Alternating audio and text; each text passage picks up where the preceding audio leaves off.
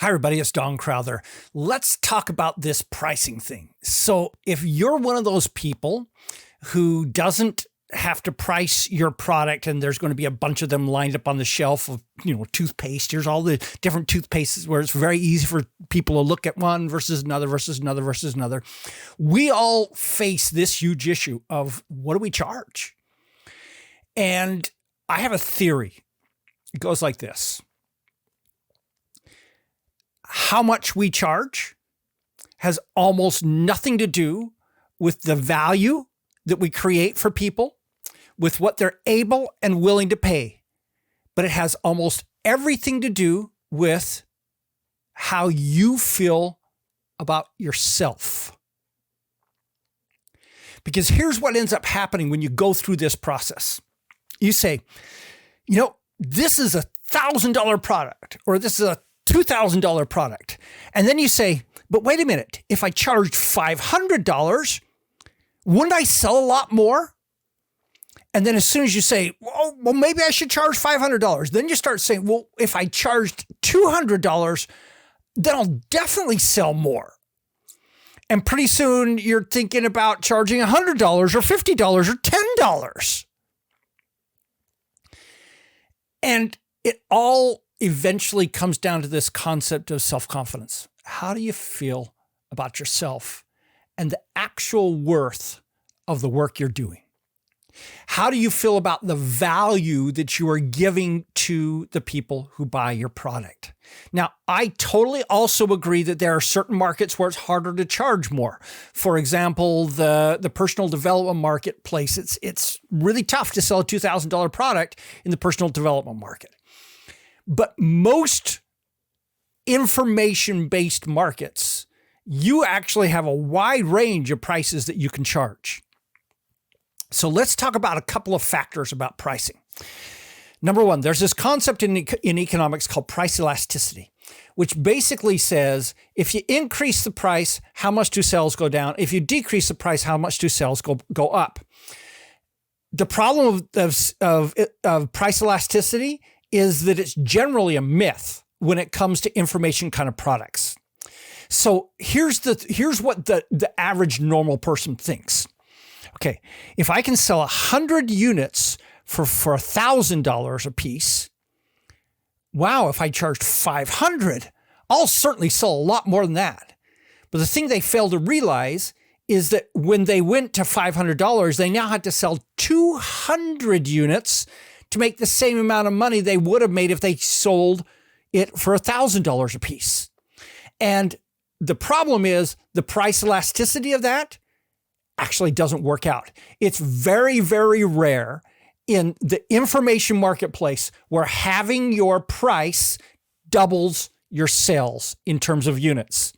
In fact, I find that it will usually increase sales by about 10 to 20%.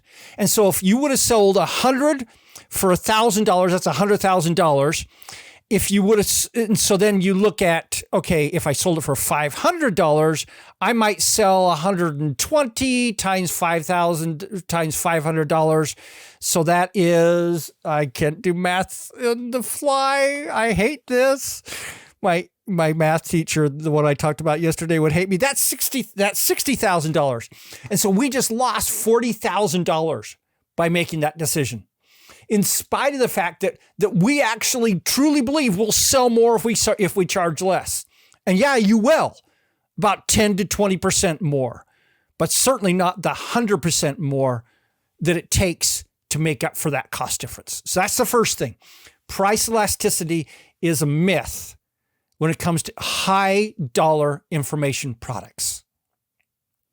Number two, let's talk about the timeline of pricing.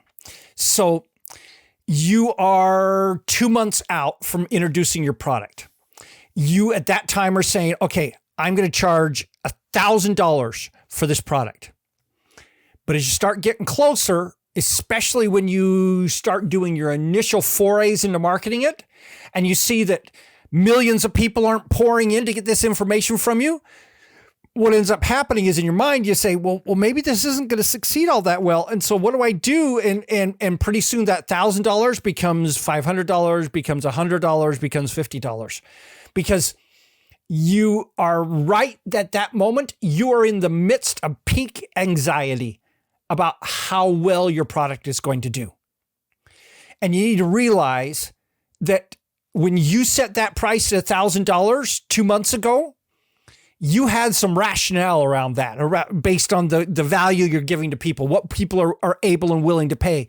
But when it comes down to that anxiety, it starts driving things down. And so I encourage you to ask yourself the question, what changed between 2 months ago and today that would cause me rationally and logically to be willing to decrease that price? In most cases, what you'll find when you ask it that question is nothing really changed. Maybe people aren't flocking to your pre-launch videos the way you thought they would, but that does not mean that you need to decrease your price. Usually what it means is you increase the power and the appeal of your offer. You put more into it with additional bonuses, whatever that is, to make that price more worthwhile than trying to change the price as such. Because as I said, changing the price probably is not going to be a major determinant in sales. This goes back to a concept that one of my friends, Paul Myers, says. He says, there is no such thing as a pricing problem. There are only marketing problems. That's what's really going on here, is that if you are nervous that you're not selling enough, what you need to fix is not your price. Instead, fix your marketing, because that's what will make all the difference in the world. Marketing includes the offer. It includes the lead generation. It includes how you're talking to people. It includes your advertising. It includes your communications on your sales page. All those elements are the parts of the marketing that enable you to be able to make that price worth it.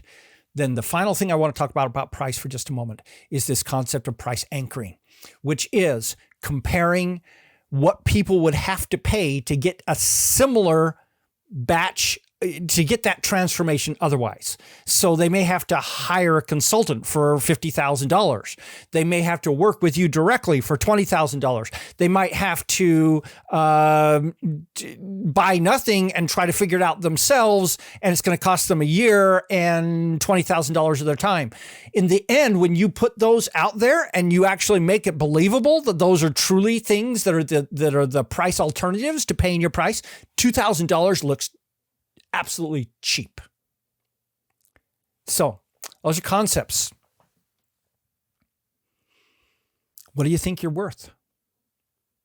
How confident are you in your ability to deliver the transformation that you're promising people?